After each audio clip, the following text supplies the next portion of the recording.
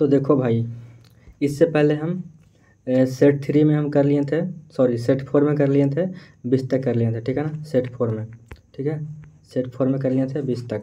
अब हम करते हैं सेट 5, है ना, सेट 5 में हम करेंगे 20 से लेकर के 40 तक करेंगे, ठीक है ना, या फिर करेंगे 45 तक करेंगे, ठीक है। ये जो क्वेश्चन है बहुत ही इंपॉर्टेंट है एकदम, मतलब कि परीक्षा में तुम छापेगा तो यही छापेगा, इतना इंपॉर्टेंट है ना कि मतलब कह नहीं सकते हैं। जितना करा रहा है उतना कर लीजिए। आपको प्ले लिस्ट भी बना दिए हैं, जाके देखिए वहाँ से यार, कोई मतलब दिक्कत ही नहीं होगा। आराम से पढ़िए, एग्जाम दीजिए, नहीं टकरेगा हमको आगे दीजिएगा गाली, हम गाली सुन लेंगे एकदम। इतना पढ़ा रहे हैं अच्छे से ना कि मतलब आप पूरा यूट्यूब पर घूम लीजिए बढ़िया से। मतलब ऐसे ही सब कोई आलतू फालतू क्वेश्चन पढ़ा के छोड़ दिया। देखिए हम क्या कर रहे हैं, सारा कुछ मिक्स करके पढ़ा रहे हैं, ठीक है ना। तो चलिए शुरू करते हैं हम। तो हमारा बेसिक क्वेश्चन क्या है यहाँ पे कि वर्ल्ड ट्रीटमेंट जो थे वो क्या थे भाई, इंडियन पोएट थे, अमेरिकन थे, या फिर ब्रिटिश, या फिर रशियन, ठीक है ना। तो सिंपल तो है यार, ये तो हम मतलब कि बता दिए थे पहले ही, ये वो बतावे के पड़ी, हम पिछला वीडियो में तो बता ही दिए थे कि अमेरिकन पोएट है ना। चलिए चलते हैं कहीं से।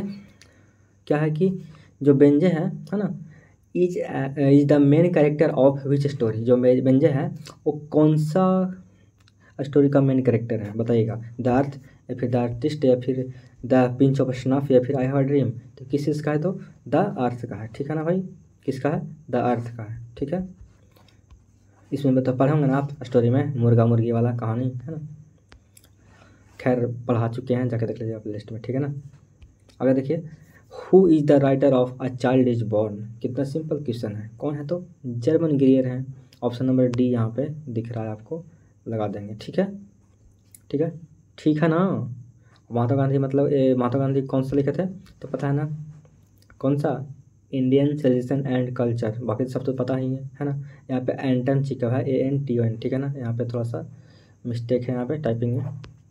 आगे चलिए, आगे क्या है कि the soldier in the poem, the soldier is क्या, जो मतलब सोल्जर जो है ना, जो पोएम में कौन सा पोएम है, तो द सोल्जर में वो कहाँ के हैं, फ्रेंच के हैं, इंग्लिश मतलब कि, इंग्लिश में कहने का मतलब कि इंग्लैंड, ENGLAND, ठीक है ना, इंग्लैंड के हैं, या फिर जर्मन के, या फिर स्पेनिश के हैं। तो द सोल्जर में जो द सोल्जर हैं वो कहाँ के हैं, तो इंग्लिश के हैं, यानी कि इंग्लैंड के हैं, ठीक है। आगे बढ़ते हैं। क्वेश्चन में क्या है कि Bankim Chandra wrote Rajmohan wife the first Indian novel in English in, क्या कब लिखे थे। जो बंकिम चंद्र जो थे ना भाई, वो लिखे थे एक नॉवल, जो इंडिया में वो फर्स्ट नॉवल था, ठीक है ना। वो के किन पर था, तो राजा राम मोहन मतलब कि उनके वाइफ पर था, ठीक है ना। तो वो लिखे थे कब, तो 1864 ईस्वी में, ठीक है ना, ऑप्शन नंबर सी, ठीक है ना। तो पूछ लेगा, ये क्वेश्चन बहुत ही वीवीआई है, ध्यान रखेंगे, ठीक है।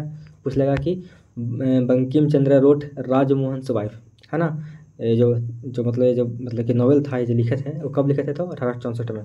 इसको ध्यान में रखिएगा, हम वीवीआई करा दे रहे हैं, ठीक है ना, एकदम मतलब पूछ लेगा, ठीक है ना। आगे देखिए, फॉर ऑर्डर, यानी कि कहने का मतलब कि WH ऑर्डर, ठीक है ना, यहाँ पे WH ऑर्डर कौन हो रहा है, ठीक है ना। तो फ्रॉडन पोएट्री वाज क्या, और उनके लिए क्या था, WH ऑर्डर के लिए पोएट्री क्या था, एक लाइट गेम था, यानी कि एकदम ऐसे ही हल्का गेम था, मतलब कह सकते हैं कि नॉर्मल गेम था, ऐसे ही इंटरेस्टिंग गेम, सीरियस गेम, या फिर ट्रबलसम गेम, तो सीरियस गेम था, ठीक है ना, ठीक है, ठीक। आगे बढ़ते हैं। द आर्टिस्ट इज अ क्या, स्पीच है, या फिर स्पीच है, या फिर शॉर्ट स्टोरी है, या फिर एस्से है, या फिर ड्रामा है। तो आर्टिस्ट क्या है भाई, है क्या ये क्या है क्या, तो ये आपका शॉर्ट स्टोरी है, ठीक है ना। द आर्टिस्ट है जो क्या है आपका, एक शॉर्ट स्टोरी है ना, जो सीगा नोवे के बारे में पता है ना। आगे देखते हैं कि जो हमारे अनसेस्टर्स हैं, इंजॉयड ब्लैंक्स रूल, नाइस, या फिर सोसाइटी, या फिर होम, या फिर नेशन रूल। तो जो हमारे एंसेस्टर थे, पूर्वज थे, वो क्या इन्जॉय किए भाई, तो इन्जॉय किए थे कौन से, वो होम रूल, ठीक है ना, ऑप्शन नंबर सी, ठीक है, ध्यान रखेंगे, होम रूल ही इन्जॉय किए थे। English is use as a foreign language in कहाँ, इंग्लैंड में, अमेरिका में, चाइना में, फिर न्यूजीलैंड में। तो देखो भाई बता रहे हैं हम, इंग्लैंड में क्या होता है, इंग्लिश ही वहाँ बोला जाता है, ठीक है ना, और अमेरिका में इंग्लिश ही बोला जाता है, ठीक है। और चाइना में क्या है, यहाँ बोला जाता है मैंड्रिड, क्या बोला जाता है, मैंड्रिड बोला जाता है, मैंड्रिड, ठीक है ना, मैंड्रिड बोला जाता है, ठीक है। लेकिन यहाँ पे जो इंग्लिश है वो फॉरेन लैंग्वेज के रूप में यूज होता है, ठीक है ना, मतलब कि यहाँ कोई इंग्लिश बोलता नहीं है, ठीक है ना, वहाँ की भाषा है मैंड्रिड, लेकिन फॉरेन लैंग्वेज के रूप में चाइना में यहाँ पे यूज होता है, ठीक है। न्यूजीलैंड में भी क्या होता है, इंग्लिश ही बोलता है, ठीक है, ठीक। आगे बढ़ते हैं।